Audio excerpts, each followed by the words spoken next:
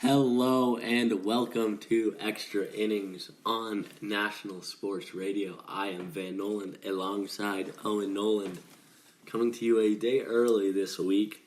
Figured it was best to get the episode out today before the start of the National League Wildcard and the American League Wildcard and the actual postseason kicks off. Why did we have an early start to the postseason excitement today? It was technically still the regular season. You're right, still the regular season. But it might as well have been a postseason game, too, today. 2 postseason games today. I'm going to tell you the one bit of news I have for you guys, and it's just that Shohei Ohtani actually had his Tommy John surgery today. We reported last week that he would have it this week. And he had his Tommy John surgery today. I do not know if it went well or how it went, but I just know that he had it today, and that is what matters for now, I guess. Because we have a lot more important news. Playoffs are now officially upon us, I guess. But for the first time in Major League Baseball history, 140 years, 150 years or whatever? 149, I think, is the exact number. Yes, 149 years. We had 2 Game 163s. You play 162 games during the regular season and still need a game to decide the tiebreaker. And it's really one game that decides your initial fate in the playoffs. Your seeding, whether you go down in the history books as a division champion or not. That was the case for 4 National League teams today. The Milwaukee Brewers and the Chicago Cubs played in Wrigley Field, and the Colorado Rockies played the Los Angeles Dodgers at Dodger Stadium. Do you want to start with the first game of the day? Yes, that seems most logistical, or logical. Not just making up words. I'm really just making up words now. No, it's been a long day. Let's go in a chronological order. You're right, it has been a long day, especially for fans of the Rockies and the Cubs. Yes, let's start with the Cubs and the Brewers game. It was played at Wrigley Field because the Cubs won the tiebreaker because they had the most head-to-head regular season wins. And after 162 Major League games, both teams had 95 wins, and both teams had 67 losses. A very interesting scenario because the winner of the game would clinch the number 1 overall seed in the National League side. And the loser would have to play the Wildcard game. 1 game, win or go home tomorrow night. So a lot on the line. A huge reason why you want to win today's game. It was a very exciting game for the most part. Very competitive game as well. The Brewers jumped out to an early 1-0 lead. In the first, Anthony Rizzo homered in the 5th, and Lorenzo Cain hit a single.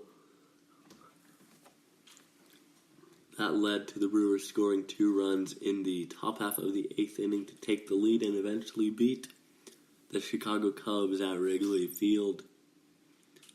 Corey Knebel was the winning pitcher for the Brewers. The losing pitcher for the Chicago Cubs was Justin Wilson.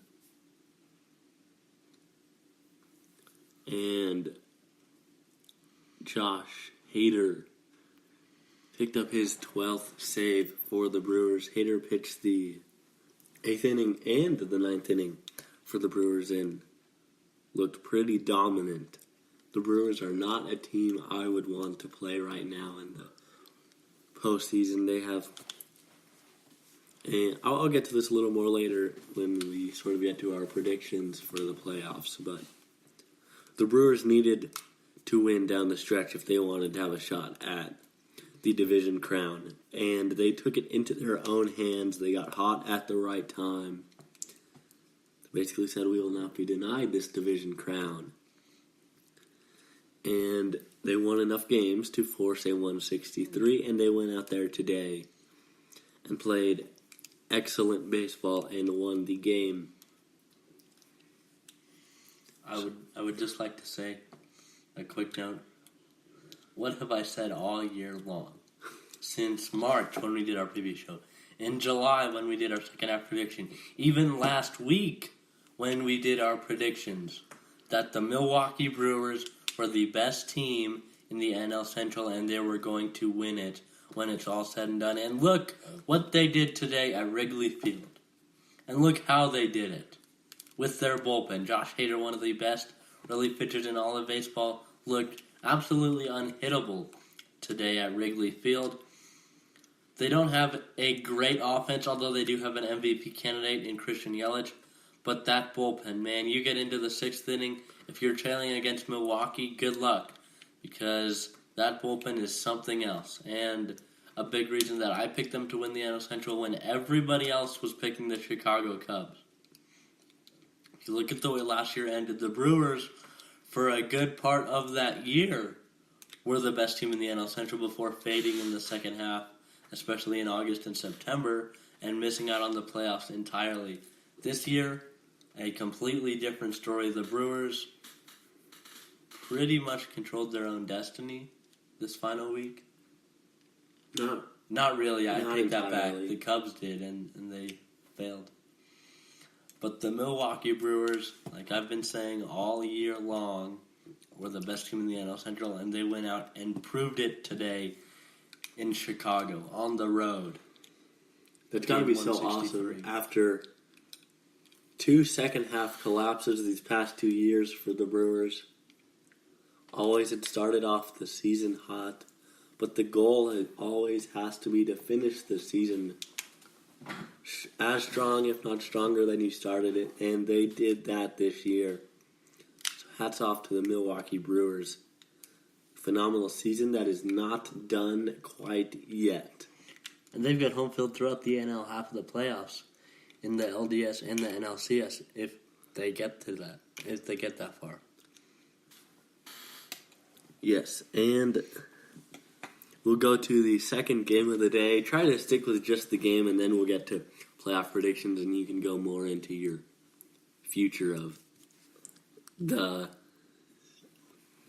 playoffs, I guess. Owen just put his head down on the desk in, I guess, defeat.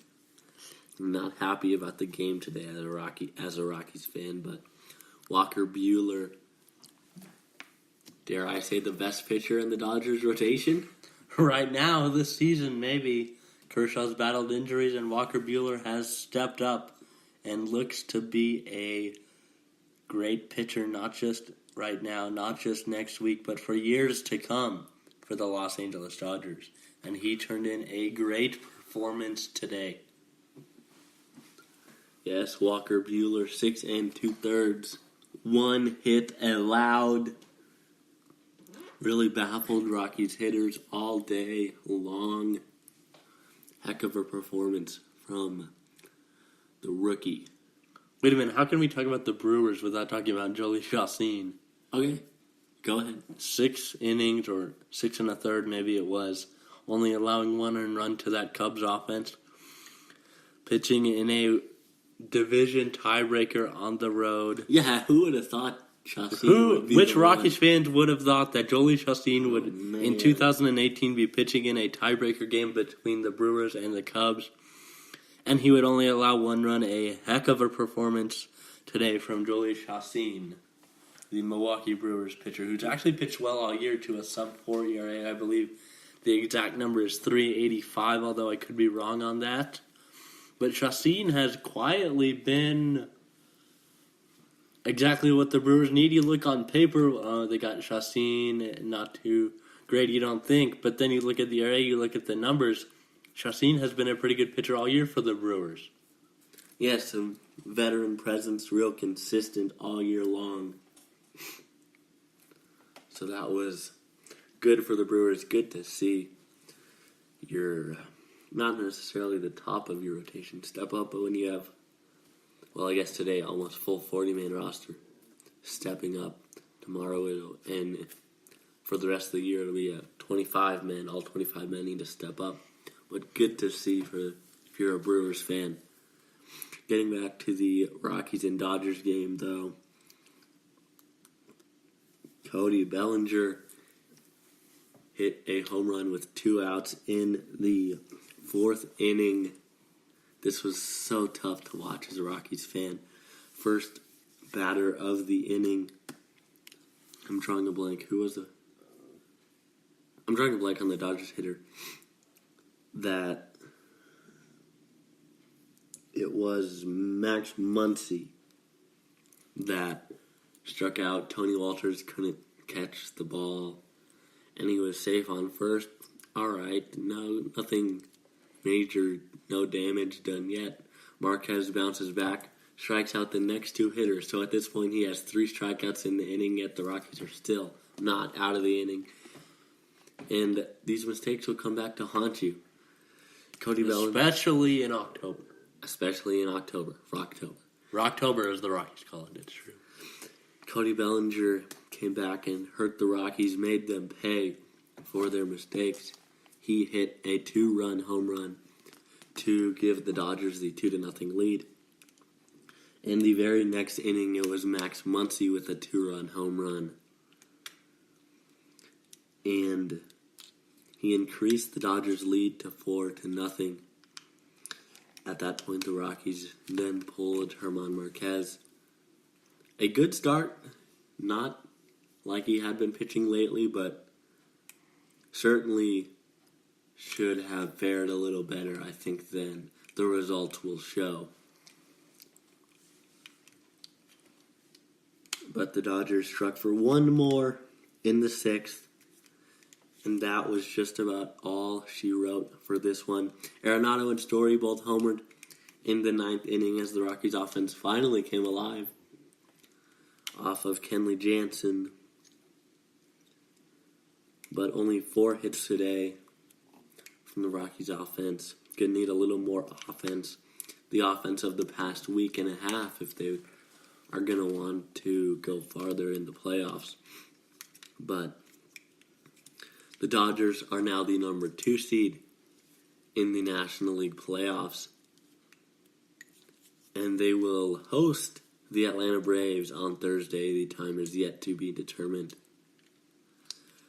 But the Rockies and the Cubs lost, and that sets up our NL Wildcard game for tomorrow. Rockies and Cubs, Kyle Freeland versus John Lester. Give me your initial thoughts on what you think will happen tomorrow, and then we can get into the AL wildcard afterwards. I think we're in store for a great pitcher's duel. Much the opposite from last year's NL wildcard game where teams like both the Diamondbacks and Rockies were scoring at will. This time I look at it as Kyle Freeland, who's been one of the best pitchers in the NL all year, opposing John Lester, who's one of the best postseason pitchers of our generation. Helped the Red Sox to World Series titles. He was acquired by the A's in, 2013 and wasn't able to get the job done then. But with the Cubs has been lights out. In the postseason has been terrific. In his time as a Chicago Cub in the postseason, you've got one of the best pitchers in the NL this year versus one of the best postseason pitchers. It will be an old-school pitcher's duel or old-fashioned pitcher's duel. Low-scoring game. 1 or 2 runs might decide this one, and it might depend on whose bullpen pitches better. I see the Rockies with a slight advantage in that department when you've got Wade Davis, who, oh, by the way, used to pitch for the Chicago Cubs just last year. You've got Adam Ottavino, Sungwon Oh, who was one of the best pickups at the trade deadline by any team, and you've got Scott Oberg, who has also pitched well. Those guys coming out of your bullpen, I think, gives the Rockies a slight advantage in the bullpen game. And for that reason, I will pick the Rockies to go into Wrigley and win tomorrow's game to set up a meeting with the Milwaukee Brewers in the NLDS. Yes, I would have to agree with you. I think the Rockies are better suited to win in September, October than the Cubs are. And I think that's because you look at what these two teams did in the last 2 weeks of the season when really everything mattered, everything is on the line. So, the Rockies 2.5 games back on September 20th after getting swept by the Dodgers. Rockies fans are saying the season is over. It's done. We're not going to beat the Diamondbacks. We're not going to beat the Phillies. We're not going to beat the Nationals. Well, 10 games later, the Rockies are 9-1 and tied for first place with the Los Angeles Dodgers.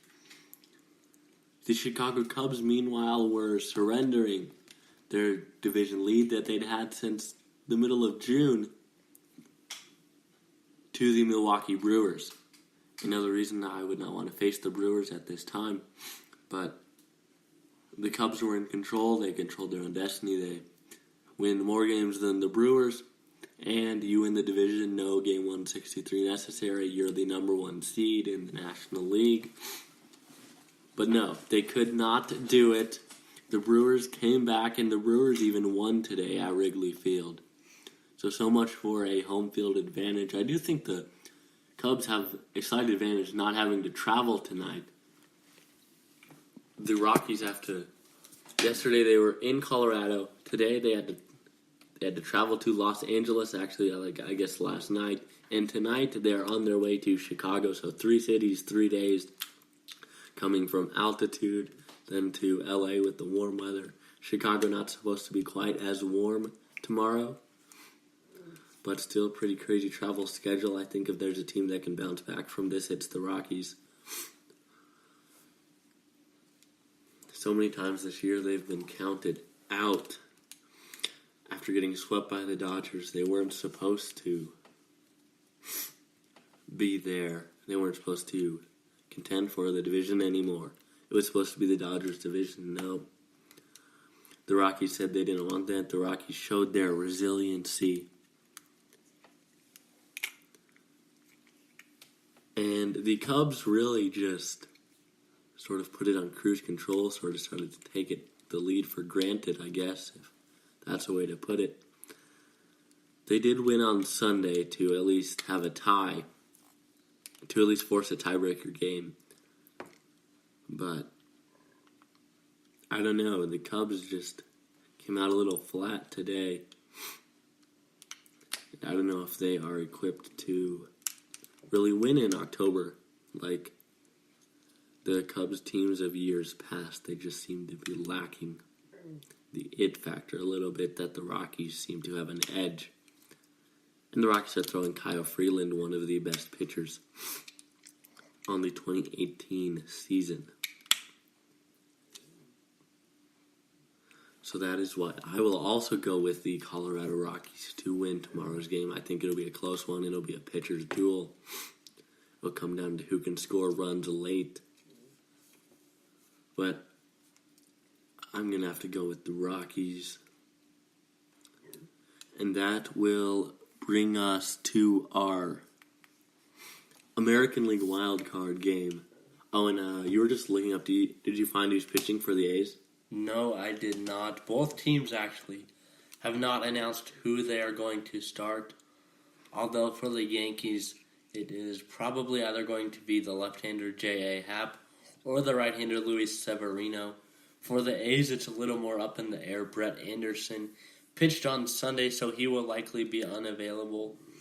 He started the game, I should say, on Sunday for the Oakland A's. Other than that, you have Mike Fiers, who could start. He's got some postseason experience, I believe. Has he pitched in the postseason, maybe with Houston, 1 or 2 times? If I'm not mistaken, I could be wrong on that. Mike Fiers, I think, is the only one in their rotation that has postseason experience. And your ace, Sean Manaea, is on the disabled list. He's injured and will not return, at least for the postseason. He'll be back next year, I believe. It'll be interesting to see what the Oakland A's do pitching-wise and how their lineup sets to match up depending on if it's a left-hander or a right-hander for the Yankees. Early edge, and again, this is Monday night. I would have to give the edge to the New York Yankees. A, because they're at home, and B, because that bullpen is scary. Dellin Betances, Aroldis Chapman, etc., etc. Yeah, there's a reason they won 100 games on the year. Yes, this is not a average wildcard team. They won 100 games on the year. They are a very good team. And I'm sure the TV people would love nothing more than a Yankees-Red Sox playoff matchup. I'm not saying it's rigged. I'm just saying that's what the TV people want. Yes, not to take anything away from the 96-win Oakland Athletics. Lowest payroll coming into the season. Yes, opening day they had the lowest payroll in all of baseball. And here they are with 96 wins. This is one of those stories you look up in April. Oh, the A's are like in first place. They're doing pretty good. It won't last. You look up in May. It's still early. They got plenty of time. There's plenty of season left. They won't last. Look up in June, July. It's the All-Star break. All of a sudden, they're still in contention. Holy cow. And then you kind of see the Mariners and Astros start to pull away a little bit. And you're like, okay, the A's are done for. And then all of a sudden, they get really hot. And in August and September, the A's pulled away from even the Seattle Mariners and almost caught the Astros in that American League Western Division. And they end up with 96 wins and a playoff berth. So, taking nothing away from the A's, I think the Yankees get it done on Wednesday night in the Bronx. Yes, I think Luis Severino has really established himself as the ace of the Yankees staff. Really Or you could go with J.A. Happ. Luis Severino has struggled in the second half. Does that concern you at all? No. No, why not? J.A. Happ's been You have to give your ball star. You have to give the ball to your most reliable and your most talented pitchers. You have one game I would go disagree home. that he's the most reliable pitcher on the Yankees, and I think that's precisely why they haven't named a starter yet, because even they're still unsure if they go with Luis Severino or J.A. Happ. Luis Severino got hit hard a little bit last year against the Twins in the wild card game. I think he gave up a leadoff home run, if I'm not mistaken. So maybe that plays a factor in to who you decide to start if you're the Yankees. I didn't know that it does. Luis Severino's a year older now. Another Major League Baseball season under his belt. He has that experience. He knows what it's like on the wild card stage. If you're using that logic, why isn't John Gray starting for the Rockies? Because John Gray has not performed well. I'm not going to say he's not performed well, but he hasn't lived up to the John Gray standard all year, and Kyle Freeland is the top 3 pitcher in the National League. Yes, that's fair. The J.A. Happ is not... You could make the argument that J.A. Happ is a top 5 or top 10 pitcher. I don't think you could. I don't know that you could.